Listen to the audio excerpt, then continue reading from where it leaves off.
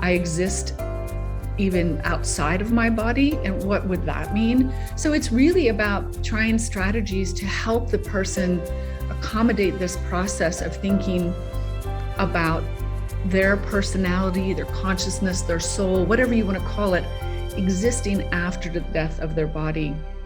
And often once they've sort of opened up that possibility, their fear is significantly reduced. Hello, passionate listeners and watchers. Welcome to Passion Harvest.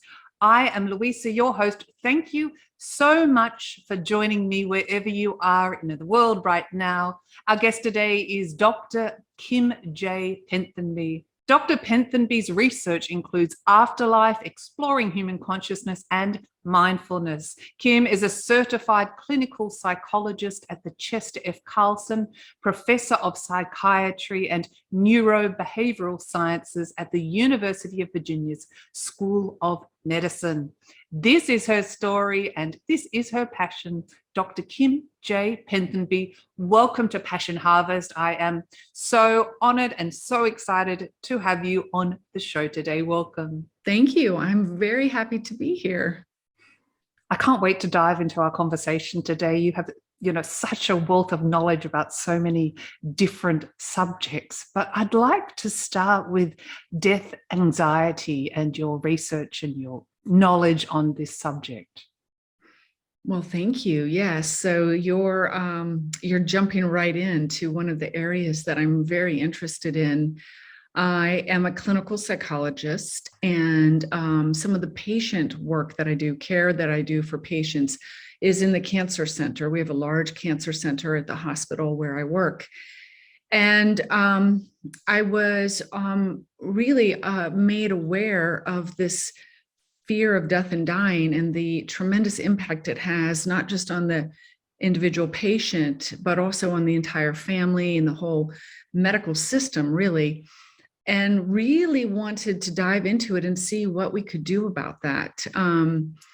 So that's where some of my interest came from, in really wanting to understand how we can help people sort of move through this phase of their life. And that sort of led me into, the exploration of what strategies are already there and have been researched. And then also led me down a path looking at other alternatives that may not be in the mainstream literature in psychology or in the cancer world. And we generally, we have such a fear of death, or many people do have such a fear of death. Why is this, in your opinion? Well, there's been a lot of research about this, philosophers, religious studies people, psychologists.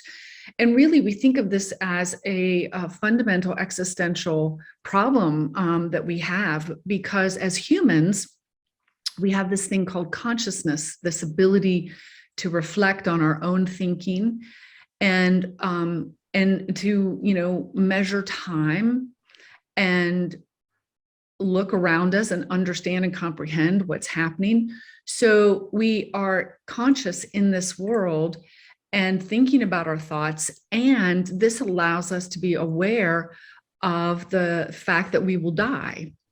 And this is very alarming. We think about the creatures around us, they all also will die. However, the assumption is they don't have this ability to reflect upon that fact. So your pet dog or cat is not sitting around contemplating when they might die and how horrible that will be. So this is why the researchers think we have this. And there are basically two ways in the terror management theory. So this is terror management. That's exactly what it sounds like. There's an approach that says we can handle this sort of existential crisis, this understanding that we will die, and that seems incomprehensible to us, in two ways. One is we just ignore it. denial. That's what that's called. And that's not very effective because it leads to a lot of other problems. The other is that we incorporate it in a way that that makes sense to us. So this has traditionally been the spirituality, the religions that we believe in, where we've sort of mixed that into our belief system. So we have an understanding of what it means to die, and we build it into our belief system. And that often can be very helpful in alleviating fear of death and dying. And the other, sorry, please go on. No.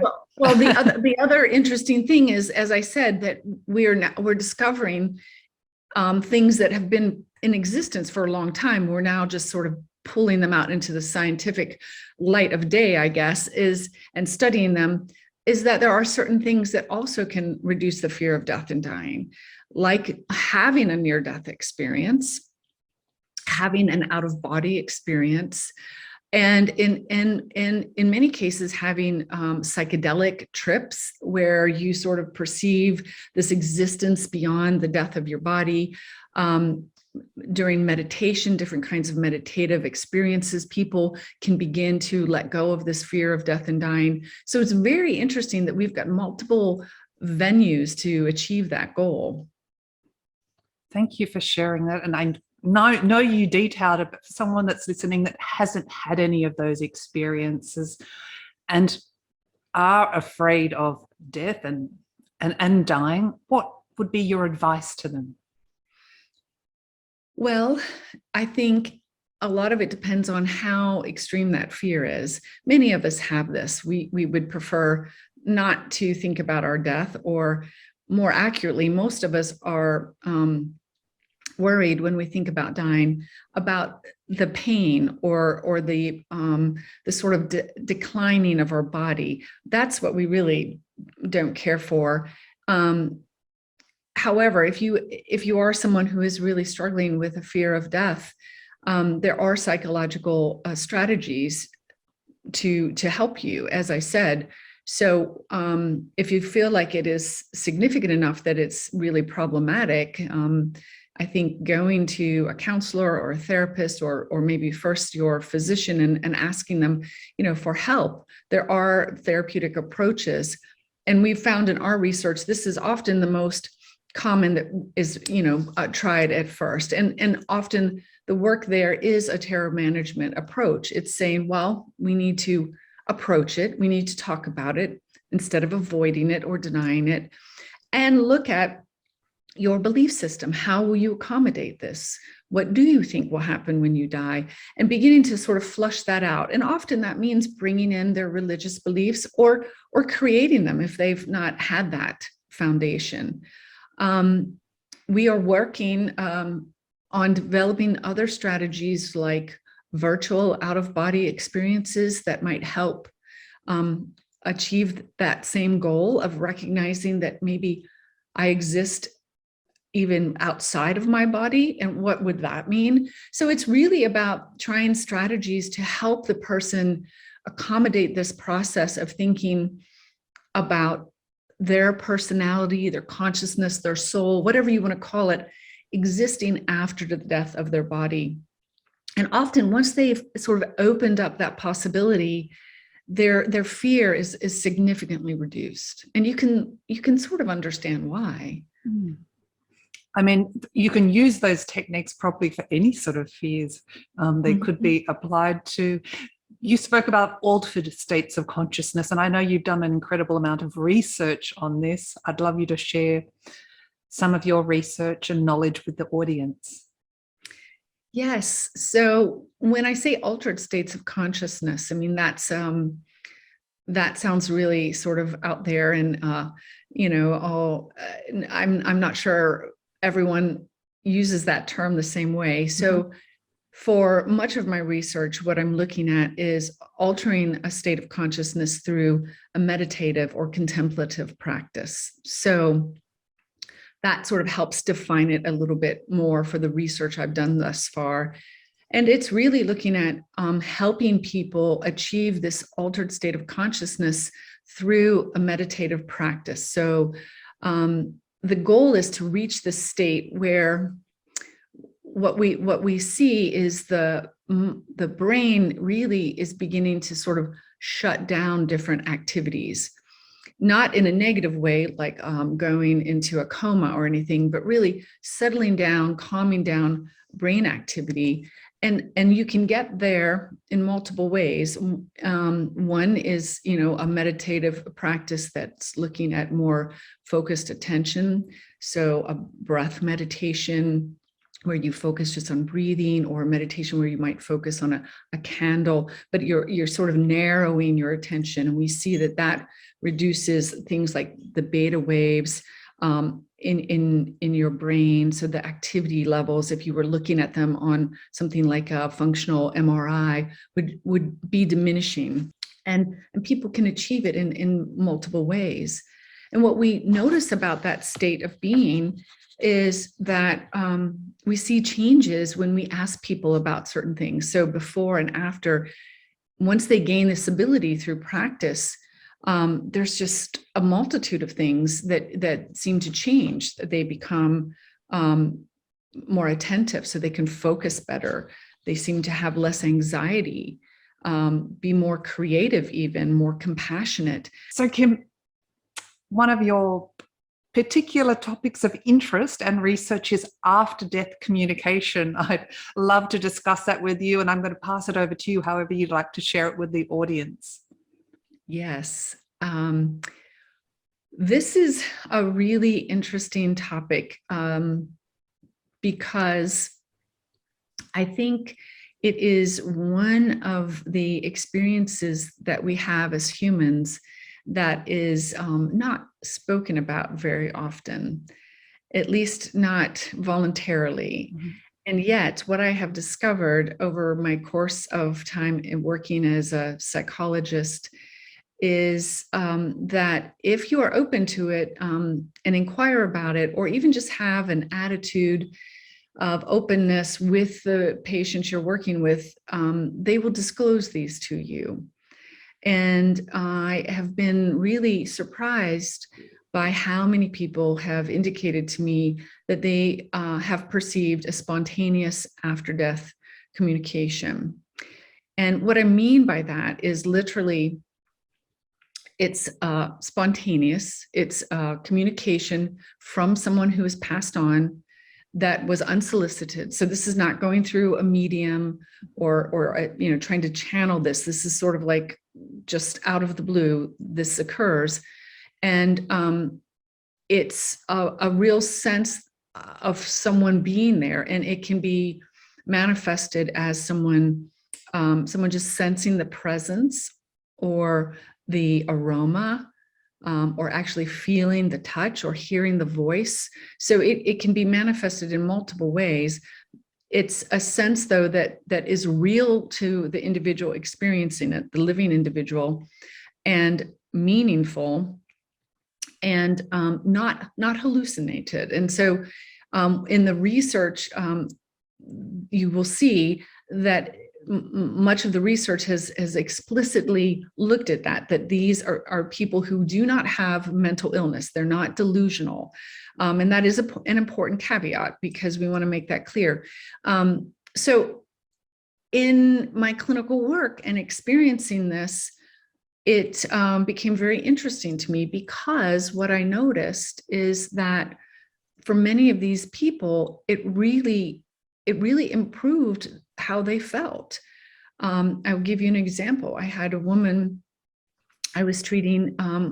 She had already been suffering from depression. She had cancer as well.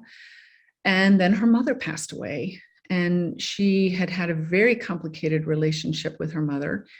She, in fact, didn't know her mother was ill until her mother called her from another country and said that she was in the hospital. And so the patient went to see her. She died almost immediately. And the patient was very, very upset by this, because they had not had a good relationship. She had felt really cheated towards the end of her mother's life. And when she returned and we began seeing each other again, she met criteria for complicated bereavement, which is that the bereavement, the grief was so extreme that it was interfering with her functioning.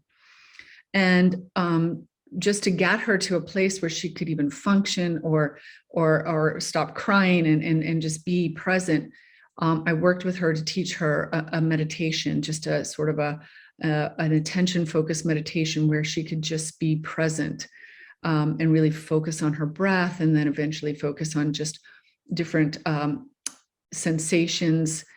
And what she reported to me several weeks into this work was that she had an experience with her mother coming back, stroking her cheek and telling her that she was okay, it was all okay. And when this patient shared this with me, she just started crying and tears were running down her face, and it was so powerful. And she said, now I can let her go. Now I can move on. And her grief was significantly improved. We went on to continue working with her, and her grief to this day has been alleviated. She still is struggling with other things that she has, her health issues, and yet she's in a much better place psychologically. And she really ascribed it to this visit from her mother that was incredibly real to her. And you know, I remember I was not sure, what is this? So that's when I started doing the research and was lucky enough to get connected with people around the globe.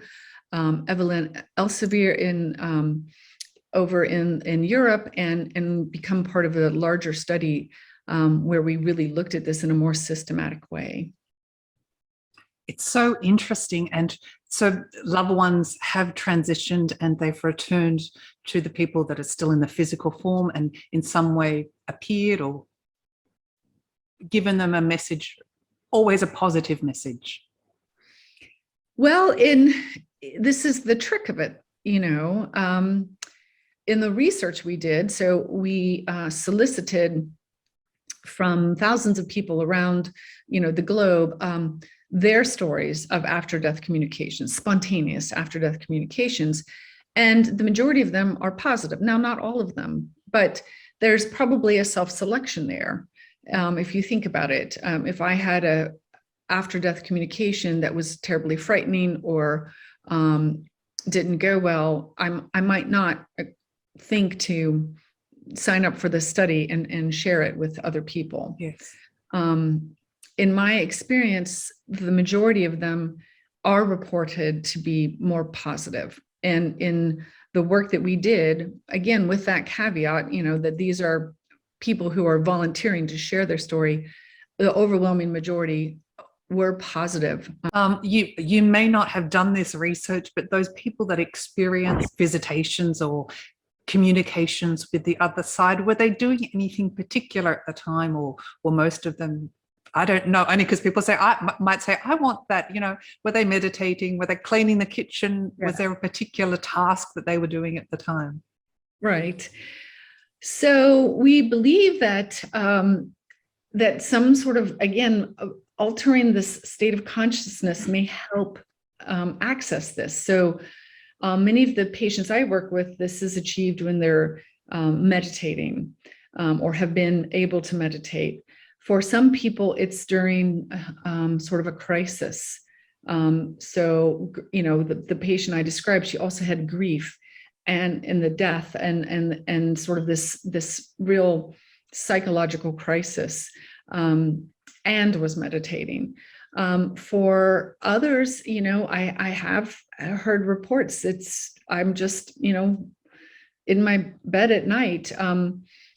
There is an interesting component where it can be, there seems to be some connection with sort of maybe that altered state of consciousness when you're falling asleep or just waking up.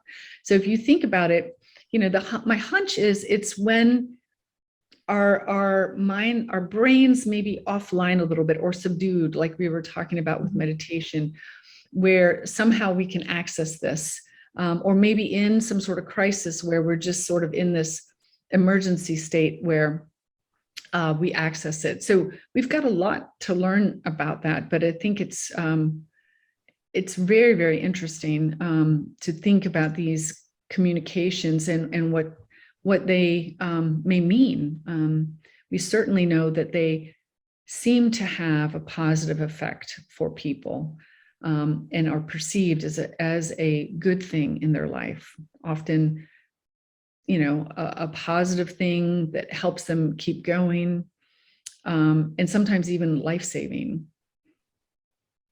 I just wanted to briefly touch on grief. We all, unfortunately, will experience it at some point in our life. We will lose loved ones. What is your advice to those people that are grieving? Oh, gosh. I think grief that is associated with the death of a loved one is very, very challenging, because it is, as you say, an experience that we will all have. And finding ways to get through that is very much like a meditative sort of approach. It's different for every person. I mean, grief is very individualized, and I hesitate to say, here's what you do to get through grief, because it is so different for different people, and even the same person with different losses. I think trying to create some sense of meaning, not too dissimilar to approaching a fear of death and dying. Remember, the fear of death and dying is not just something we possess for our own death. We often fear that for the people that we love. And so we can think about how to accommodate the death of our loved one in a similar way. How can we fold that into our belief system? For me personally, I am very scientific and really have approached this in a way where I'm trying to make sense of it using the scientific method. And from the research that I've gathered, it does seem that there are indications that some remnant of us, our consciousness, our soul, whatever you choose to call it, seems to exist after the death of our body. And that helps me with grief. I just lost my father in October, the end of October. And he and I spent a lot of time together at the end of his life. He was 83. I think he had a good death, because he and I spoke about what was to come.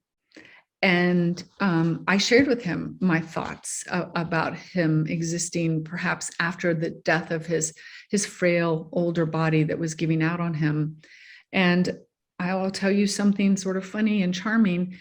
The last time I saw him before he died, I was just leaving quickly to go to the restroom or something. And I said, "Okay, Dad, I'm going to leave. I'll be back." And he said, "So will I." Oh. And of course, I didn't see him alive again. Oh. And yet I know that was comforting for me with my grief. Of course, I miss him. I had spent so much time with him at the end, taking him to doctors and spending time with him and talking about the big questions, because that's one thing I've discovered. When you have someone who is heading towards death, I often encourage the family, the loved ones, the partners, the spouses, the friends, go ahead and talk about the big questions. Do it now while you can. And that often helps as well. Really pull all that out. Ask the questions you wanted to know. And, I asked him, "Why did you name me Jennifer Kim? And yet you all just called me Kim. Why give me that name if you're never going to use it?" But seriously, we also talked about bigger issues, things that had happened in his life he couldn't explain, and how he made sense of it. So back to your question of grief, I think finding a way to make meaning of the person's life and their death, and incorporating that into your belief system, if that's sort of an organized religion. Many organized religions have sort of laid out what will happen. If you don't have that, beginning to think about, well, what makes sense to you in your life, in your experience, and incorporating the death that way, it really does help the grief. Yeah. Thank you for sharing that. You've done so much research. I will leave a link below in the show notes for people if they would like to view some of your research and documentation on so many subjects. Dr. Kim Penberthy, it's been such a delight. I've asked all the questions. Is there something I haven't asked you that you would like to share with the audience?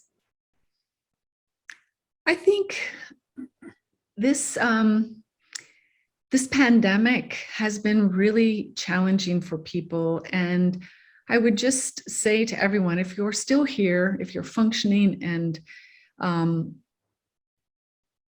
surviving, congratulations, because this has not been an easy couple of years. And I think the work I'm doing, the work that many of us are doing in this arena is so important because you think about the loss that we've all experienced over the past years, personal loss, many people losing loved ones to COVID or versions of it, many people frightened and scared.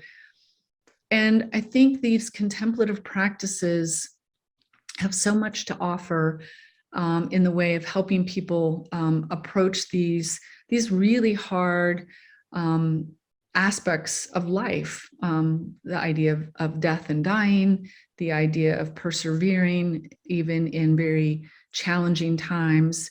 And so I would just encourage people to take it seriously, to look into it, to think about what would work for them to achieve this state of mind, this altered state of mind, if you want to call it, where they can achieve some of these goals of feeling some self-compassion, feeling compassion for others, connecting to the earth again.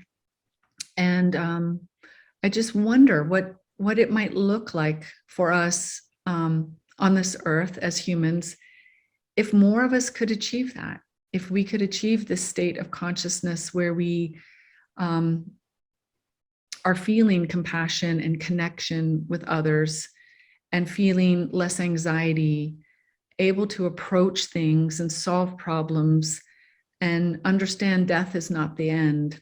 I think that's the key to our future.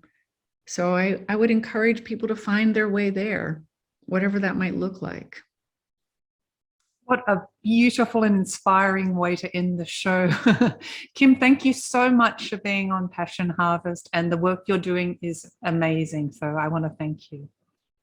Oh, thank you for the opportunity. I really appreciate it. It's a pleasure. Thank you so much. Bye-bye. All right. If you liked this episode, please do subscribe for weekly passionate, inspirational interviews.